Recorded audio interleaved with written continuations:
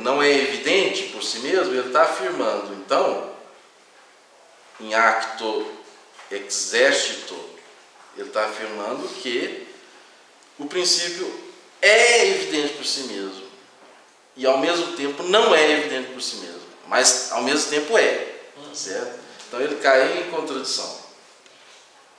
Quem nega também os princípios da aritmética, da geometria, né? São os axiomas. Agora, os princípios mais sólidos, os primeiríssimos, são os princípios de não contradição, de terceiro excluído, né? Princípio de identidade.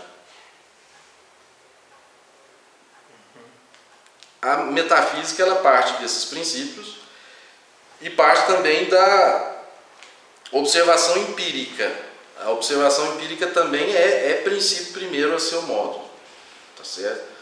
E Aristóteles então diria, não é, que quem quer negar a metafísica em primeiro lugar tem que negar esses princípios metafísicos de não contradição, etc. E tem que negar também a observação empírica.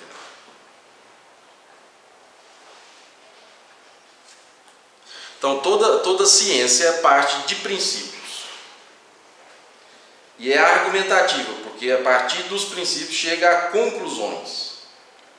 A metafísica parte de princípios, os princípios metafísicos, e é a observação. E chega a conclusões. Tá certo? Agora, se a ciência não tem os princípios evidentes por si mesmos no próprio âmbito da ciência, ela deve se apoiar em princípios que estão em outra ciência, na ciência superior. É o caso aqui da música, que se apoia em princípios não evidentes para o músico, mas evidentes para o matemático.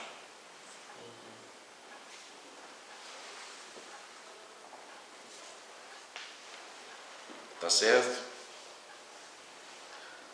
Aqui, se tiver dúvida, vão... Então, dá mais uma aprofundada nisso daí. Sim, levanta uma questão aí para ver onde pode mudar. Isso tudo algumas filosofias modernas e pós-modernas acabam caindo e elas acabam entrando em contradição, né? Para as filosofias nihilistas, por exemplo, não existe fundamento porque não existe nenhum princípio sólido. Para eles tudo é regresso ao infinito, é círculo, repetição de princípio, né?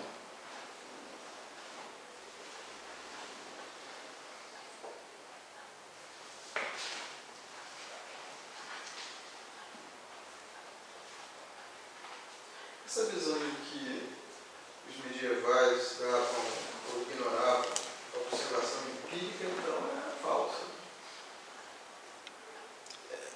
É falso, sobretudo aqui para Tomás de Aquino, que segue Aristóteles. Os teólogos mais platônicos, em certo sentido, sim, poderíamos dizer que eles desprezavam um pouco a observação empírica, mas não Tomás. Santo Tomás foi, por isso, até acusado de naturalismo.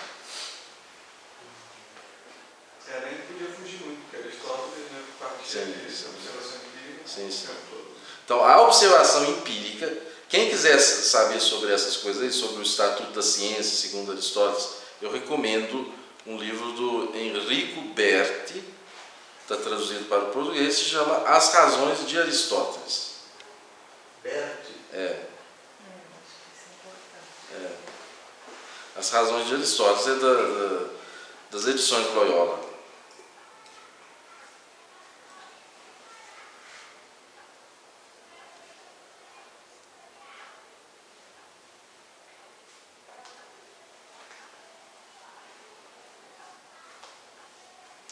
Então, em síntese é isso. A ciência tem que partir de algo. Se ela parte de algo que é movediço, não tem como afirmar nada de certo. Então tem que partir de algo estável. essa estabilidade ou deve estar no âmbito da própria ciência, ou seja, deve ser evidente por si mesmo, ou deve estar em outra ciência, da qual essa ciência depende. O problema é que hoje a gente tem um conceito de ciência, hoje, para o mundo moderno, ele é muito limitado, né? Para a gente, a ciência é basicamente a física, né? O que passa por fora, por exemplo, as ciências humanas, filosofia, arte, isso não é considerado hoje como uma ciência, né? Então, e aí, o que hoje a gente considera como ciência, o mundo moderno, é a ciência empírica. É aquilo que é comprovado pelo experimento. Sim, exatamente. Karl Popper, essa ciência aí que ele está falando, ela... é outro conceito de ciência. Outro conceito. É por isso que a gente tem que deixar claro isso. É outro conceito de ciência. É um conceito diferente, tanto que ele é aplicável à filosofia e à teologia também. Mas isso não significa que seja menos rigoroso. Mas é um outro tipo de rigor, né? Porque embora ele englobe o método empírico, a pergunta dele, essa ciência de São Tomás, Aristóteles, ela engloba o método empírico, mas hoje a gente tem hoje a ciência, ela excluiu todo o resto do método do empiricismo. Hoje vigora, de certa maneira, um conceito de ciência elaborado por Karl Popper. Existem outros, mas o Karl Popper não. Para Karl Popper, é ciência só o que pode ser falsificado. Só o que pode ser falsificado. Deus pode ser falsificado? Não pode. Então, aquilo que trata de Deus, o ente pode ser falsificado? Também não pode. Tá certo? O que é falsificado é o que? É aquilo. O que é o falsificável, né? É aquilo que pode ser de outra maneira e que pode vir a questionar a minha teoria. Enquanto a teoria não é questionada, mas pode ser questionada, ela é uma boa teoria científica. Mas quando a gente lida com noções assim meta-empíricas, como Deus ou ente, né, etc., isso nunca pode ser, segundo esse conceito de ciência, isso nunca pode ser algo um falsificável. Né? Tá certo? Então não pode ser científico, segundo esse conceito de ciência.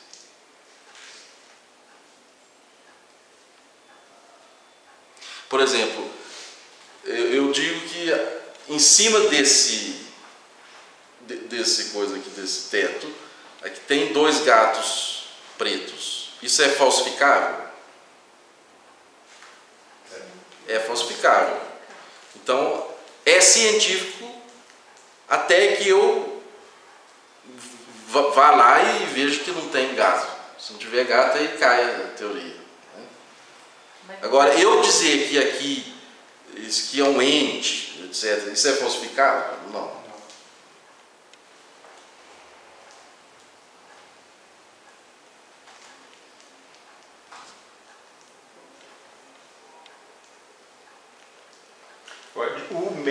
A comprovação para essas ciências é um outro tipo de comprovação. Exato. É diferente da comprovação do que hoje se considera ciência. Esse aqui é o... Sim.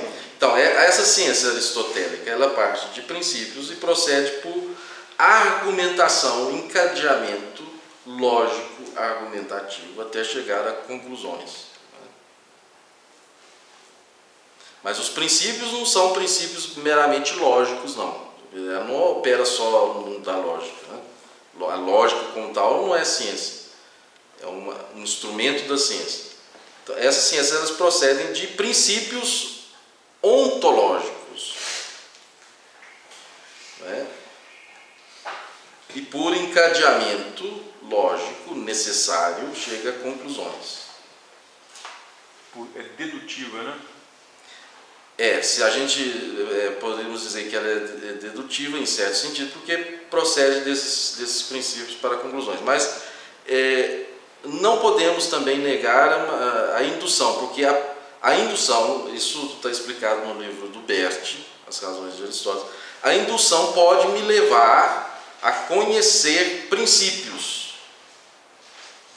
Uma vez conhecidos, eles se tornam princípios por si mesmos evidentes. Mas não é simples, essa simples indução da ciência empírica.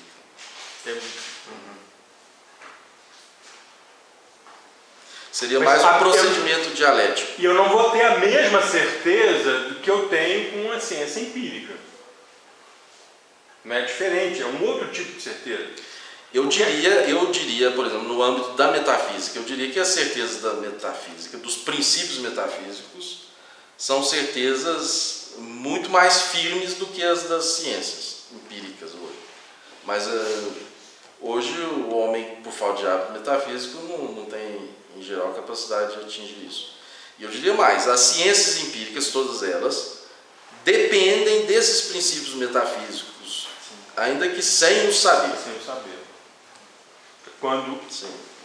Quando um cientista está olhando um microscópio, se ele se pergunta se o que ele está olhando existe, ele já está fazendo, se baseando numa outra ciência. O princípio de não contradição, o princípio de identidade está sempre suposto.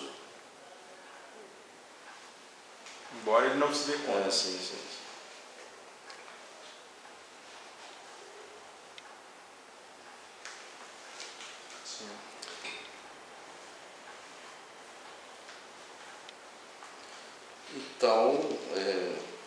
Então tá mais ou menos claro o que Santo Tomás entende por ciência. Agora, por que a teologia é uma ciência? Ela tem os princípios evidentes por si mesmos? Não. Mas a música tem os seus princípios evidentes por si mesmos também? Não. Ela depende dos princípios da aritmética.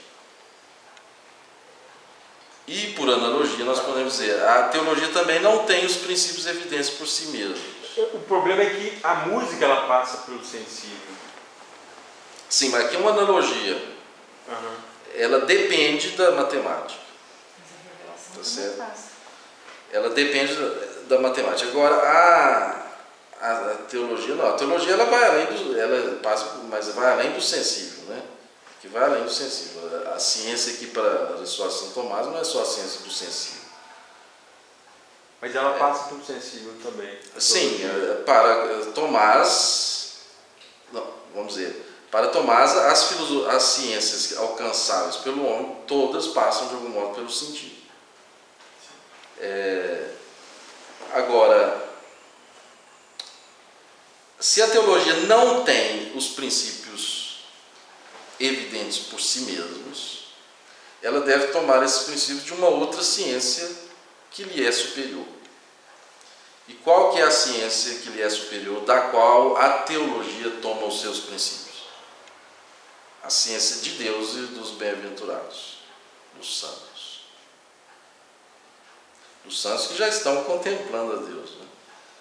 Então, Mas aí eu preciso, então, para essa ciência, ter a fé. Sim. Exatamente. Quer dizer, aquilo que Deus sabe de si mesmo, Deus revela, isso é acolhido pela fé. Então, pela fé nessa revelação de Deus, a teologia estabelece os seus princípios, que não são evidentes por si mesmos, pois são acolhidos pela fé, mas que dependem de uma evidência que está em outro âmbito, que é a evidência que Deus tem sobre si mesmo, né? E que os santos têm sobre Deus, os que estão contemplando a Deus. Então o pressuposto é a fé. A fé. A teologia é um intellectus fide, é um entendimento da fé. É isso que ele diz aqui, não é? Vamos ver aqui.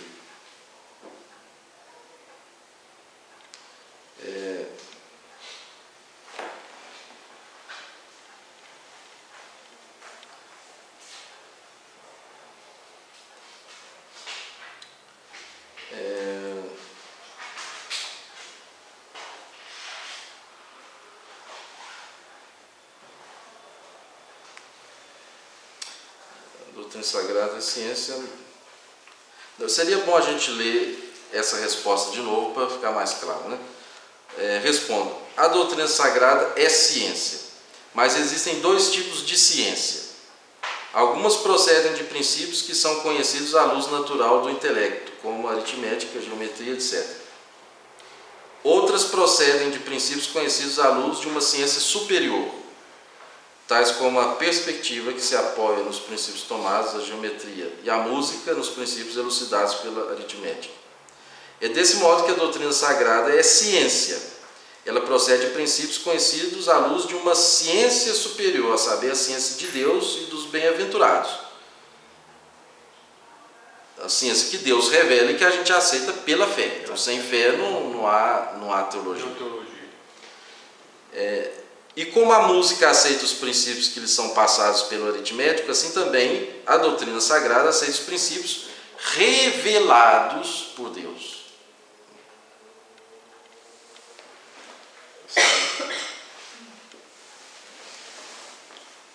Sem fé na revelação não há como estabelecer a cientificidade da teologia, né?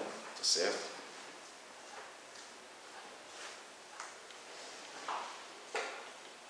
Quais eram as objeções? A primeira era essa aqui, né? Toda ciência procede de princípios evidentes por si mesma. Ora, a doutrina sagrada procede dos artigos de fé que não são evidentes por si mesmos, pois nem todos têm fé, né? Mas aí resolve a questão dizendo, né? Portanto, deve-se dizer que os princípios de toda e qualquer ciência ou são evidentes por si ou se apoiam no conhecimento de uma ciência superior. No caso da teologia, se apoia na ciência de Deus. A segunda objeção. Ora, a doutrina sagrada se ocupa de casos singulares, como os feitos de Abraão, de Isaac, de Jacó e temas semelhantes. Logo, a doutrina sagrada não é ciência, que dizia Aristóteles, não existe ciência do particular. A ciência é só do universal.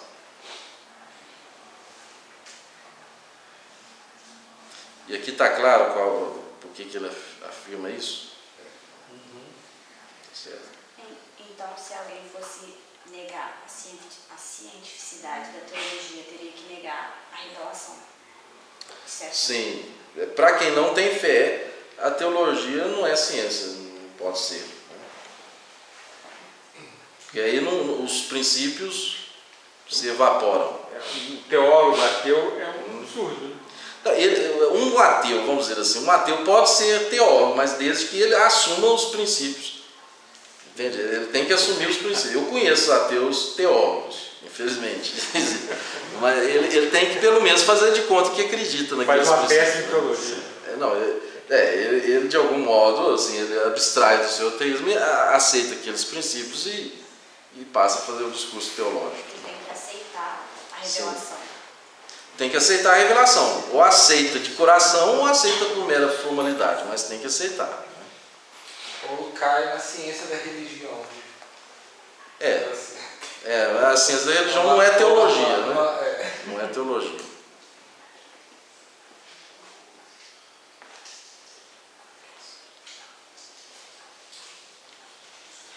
Agora, então não há ciência do particular. Aí Santo Tomás diz que a Sagrada Escritura trata dos particulares, etc., mas como exemplos, como na doutrina moral. O que é isso? Não há ciência do particular. Como? O que é isso? Não há ciência do particular. Vejamos bem, eu posso estabelecer o conhecimento do ser humano. Ou seja, aquilo que pertence ao ser humano enquanto tal, que é universal no tempo e no espaço. Tá certo? Mas eu não posso estabelecer a ciência do Ivan. Sim. Tá certo? E é justamente o que o nominalismo nega, né? Fica impossível, então, você estabelecer. Mas o nominalismo ele vai gerar, por exemplo, o ceticismo de Hume. Para Hume não existe ciência. A ciência é algo meramente prático. Você não tem os universais. Exato. Então, quer dizer, eu posso estabelecer o conhecimento necessário daquilo que permanece sempre o mesmo. Tá certo? Então, a essência humana, mas não o Ivan. O Ivan pode ser um hoje, outro amanhã, ele pode mudar as suas atitudes, etc. Ele, enquanto Ivan, não permanece sempre o mesmo. Tá certo? Então não existe ciência do particular nesse sentido. E o método empírico, ele parte do particular, né? Parte do particular, mas para chegar ao universal. Universal. Uma sentença universal, né? Não, exato. Se eu nego isso aqui, quer dizer, eu nego a ciência, ou eu passo a afirmar que aquilo que nós chamamos de ciência é algo só prático, com finalidades só pragmáticas, que nos ajuda só a viver, mas não a conhecer. Que é o oposto do nominalismo, né?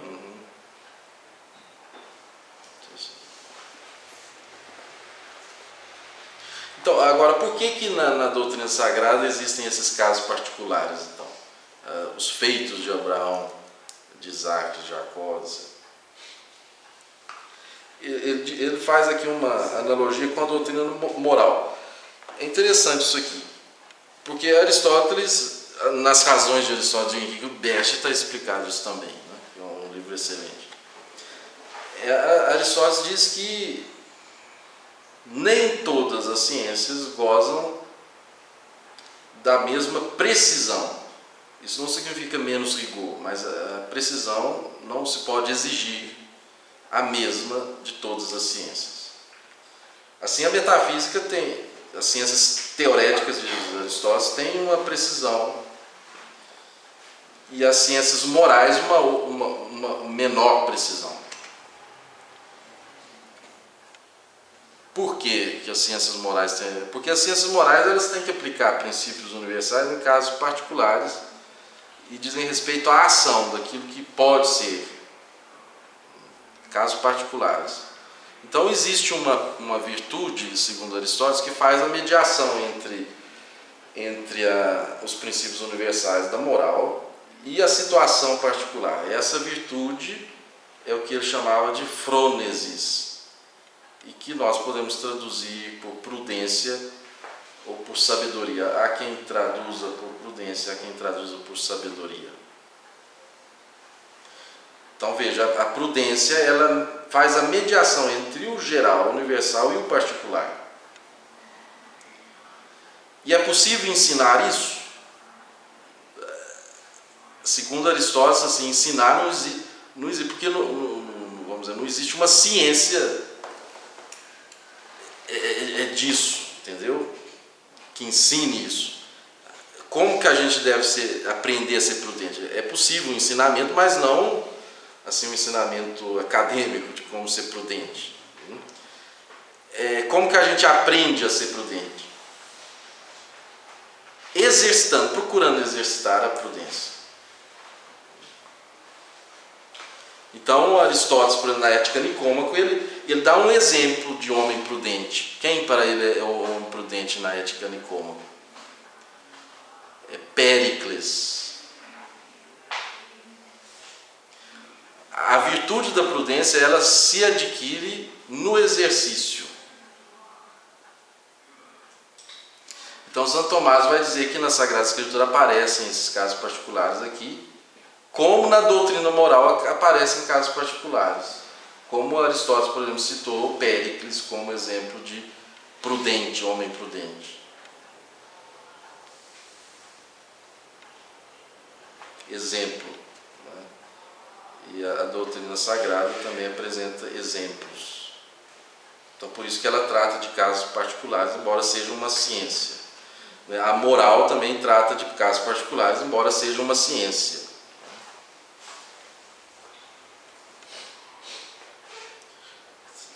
Tá claro? Quem quiser entender mais sobre isso é importante, o conceito de prudência. Existe um livro do Pierre Robin, que é o conceito, a prudência em Aristóteles. E prudência, né, não significa cautela, não. Prudência não significa... Hoje a gente já tende a pensar que prudência seja cautela. Prudência para Aristóteles é isso, é aquela virtude que, de um lado, me coloca em contato com os princípios universais da moralidade e, de outro lado,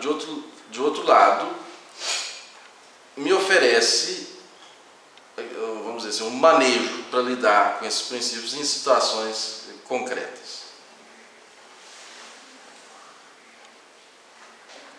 Uma sabedoria quase. Ela é traduzida também por sabedoria.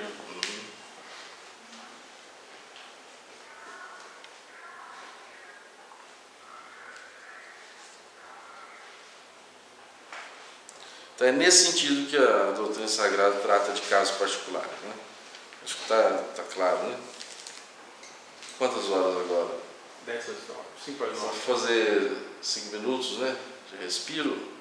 Ou a gente pode ir até que horas? Até as 9 ou 9h30, não sei. 9h30? 2 horas?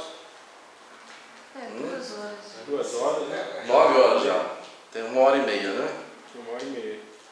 Basta assim ou... Será que a gente não lê o artigo 3? Lê o artigo 3 e comenta. Né? Então vamos lá. Então, vou lá. A doutrina sagrada é uma ciência una? Quanto ao terceiro, assim se procede. Parece que a doutrina sagrada não é uma ciência una. Porque, de acordo com o filósofo no livro Primeiros Analíticos, a ciência una tem um único gênero de assunto. Ora, o Criador e a criatura, de que se trata na doutrina sagrada, não são compreendidos no mesmo gênero. Logo, a doutrina sagrada não é uma ciência una. Ademais, na doutrina sagrada, trata-se dos anjos, das criaturas corporais, dos costumes humanos. Ora, estes temas pertencem a diversas ciências filosóficas. Por conseguinte, a doutrina sagrada não é uma ciência una. Em sentido contrário, a Escritura fala desta doutrina como de uma ciência una, pois no livro da sabedoria se diz: a sabedoria deu-lhe a Jacó a ciência das coisas santas. Respondo: a doutrina sagrada é uma ciência una. A unidade de uma potência ou de um hábitus lhe vem de seu objeto, não de seu objeto considerado em sua materialidade, mas em sua razão formal. O homem, o burro, a pedra, por exemplo, se encontram sob a única razão formal da cor que é o objeto da vista. Assim, porque a Escritura Sagrada considera algumas coisas enquanto reveladas por Deus, conforme foi dito, tudo que é cognoscível por revelação divina tem em comum a única razão formal do objeto desta ciência. Por isso mesmo, tudo isso se encontra compreendido na doutrina sagrada como em uma ciência una. Quanto ao primeiro, deve-se dizer que a doutrina sagrada não trata de Deus e das criaturas do mesmo modo, de Deus em primeiro lugar e das criaturas enquanto se referem a Deus, seja como o princípio dela, seja como o fim.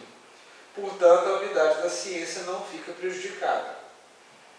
Quanto ao segundo, deve-se afirmar que nada impede que potências ou hábitos de nível inferior se diferenciem acerca de matérias unificadas em uma potência ou um hábito superior, porque uma potência ou um hábito superior considera o objeto sob uma razão formal mais universal. Por exemplo, o senso comum tem por objeto o sensível, que abarca o visível e o audível. Assim, ainda que se trate de uma única potência, ele se estende a todos os objetos dos 5 sentidos. Da mesma forma, a ciência sagrada, sendo una, pode considerar sob uma única razão, isto é, enquanto divinamente reveladas, aquelas coisas tratadas em ciências filosóficas diferentes. Isso faz com que esta ciência apareça como impressão da ciência de Deus, una e simples com relação a tudo. Então aqui a questão é se a ciência é una, parece que não é, porque ela trata de muitas coisas. São Tomás fala de muitos sujeitos, de muitos assuntos. Trata de Deus, trata do anjo, trata do homem. De onde que vem a unidade? Então a unidade não vem do objeto material da ciência, mas o que podemos dizer do seu objeto formal, ou seja, da luz sobre a qual a ciência considera todas essas coisas. Essa luz é una, e por isso a ciência é una. É a luz da revelação que a teologia trata de todas as coisas. Então vamos dizer assim, a sua unidade vem do fato da teologia tratar das coisas sob a razão formal de Deus revelador. Essa é a única luz que ela tem. E aqui ele faz uma analogia entre os diversos hábitos. O que ele chama aqui de hábito? Aqui ele chama de hábito a potência da alma para o conhecimento. Uma potência que a alma tem, hábito, né? Vem do verbo hábil, ter. Então a alma tem essas potências, basta que o objeto se lhe apresente e a alma então entra em atividade com essas potências. Nós temos, por exemplo, a potência visual, temos a potência auditiva, né? Temos a potência do tato, tudo isso é potência. São hábitos. Agora, cada potência dessa tem uma razão formal.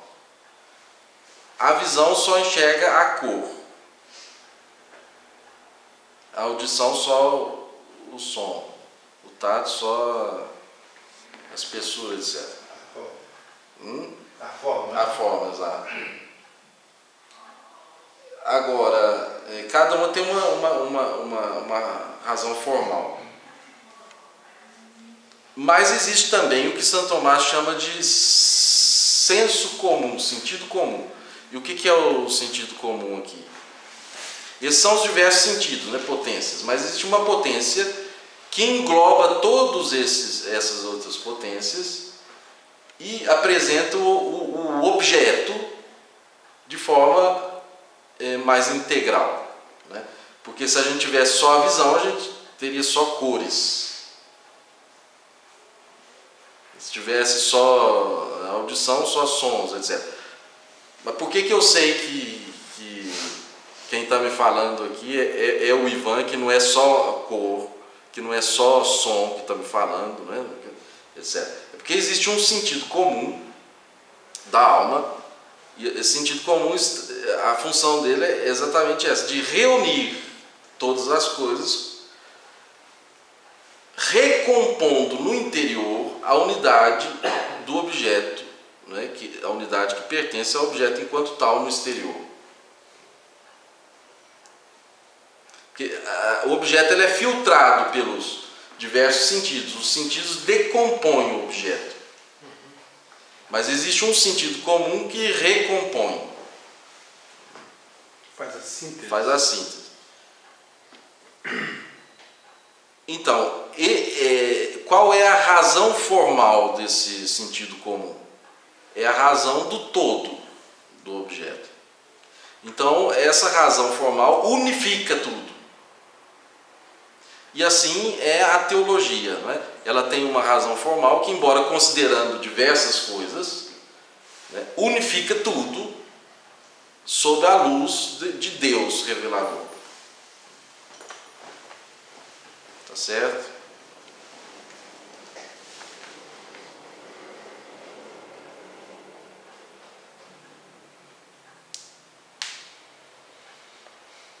Alguma questão? Só uma dúvida. No texto da Suma, quando o São Tomás ele fala o filósofo, ele não está falando de um filósofo qualquer, ele está falando de Aristóteles. De Aristóteles, sim, sim. Não é assim como a profissão de filósofo, está falando de Aristóteles. De Aristóteles. Aristóteles, na época de São Tomás, era visto como uma certa encarnação da verdade filosófica, né? Por isso ele o chama respeitosamente de o filósofo.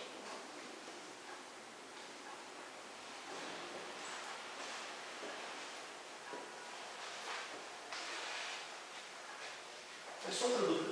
Bem no início, o senhor falou que teve uma parte no início que fala que o homem não deve investigar as coisas que estão além dele, não é? Sim. Eu me lembro disso. E o senhor comentou que o senhor acha que quando são revelados, o homem deve investigá-las. Isso foi uma visão sua ou São Tomás também? Não, ele diz aqui, né? Ele fala assim. Aqui é.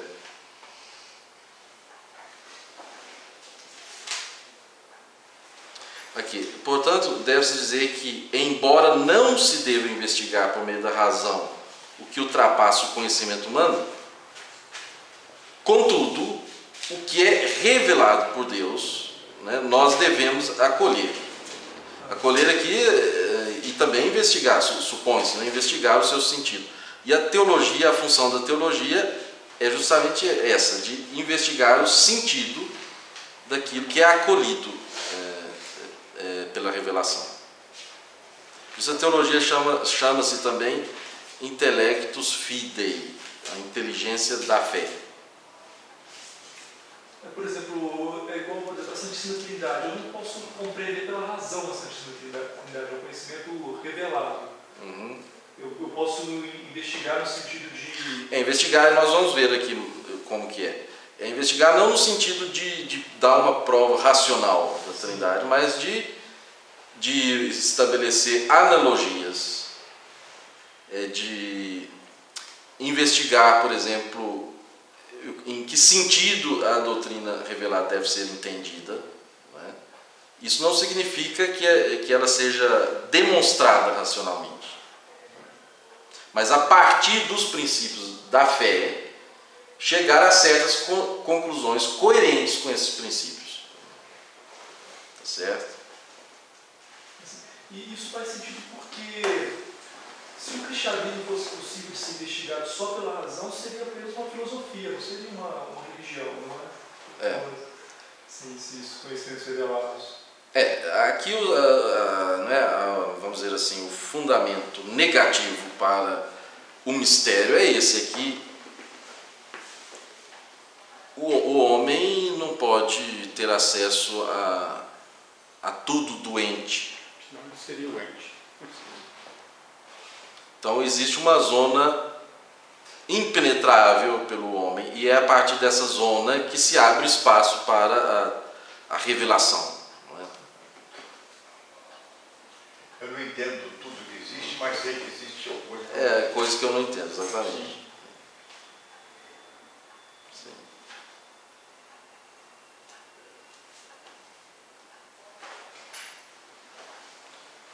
Então nós podemos ficar por aqui, não é? Até a próxima. Próxima que dia mesmo? É 4, né? Tá capaz. É sempre as segundas-feiras. Sempre a segunda. Sempre as segundas. Esse horário tá bom? 19h30? 19h30 acho que tá bom. A gente pode ser de 19h30 até Às 21h? às 21h ou 21h30. Faz um intervalo para a gente planejar. Por mim pode ir até 21h30, vocês que sabem. Podemos. Por mim também não tem problema. Ué, o senhor quer mais A gente uma questão? pode fazer até um intervalo às 20h30. Faz um intervalo de 5 minutos. Estica a perna. Exato. E depois retoma. 9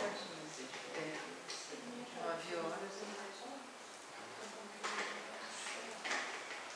Então, por hoje acho que tá bom, né?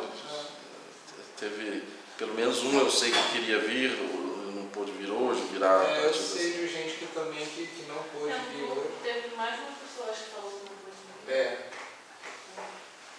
Agora, só para eu conhecer aqui, que eu não conheço bem, você, É a Nadine. a Nadine, estuda. Eu faço filosofia na UF. Ah, sim. Está em que período? Todo quarto. Quarto período. Tudo bem. Quem mais? Vitor, eu estou no quarto período de História do Federal. Ah, História. Tudo bem. E você estuda filosofia também? Eu? Não, o último. Quem que é o... Eu conheço.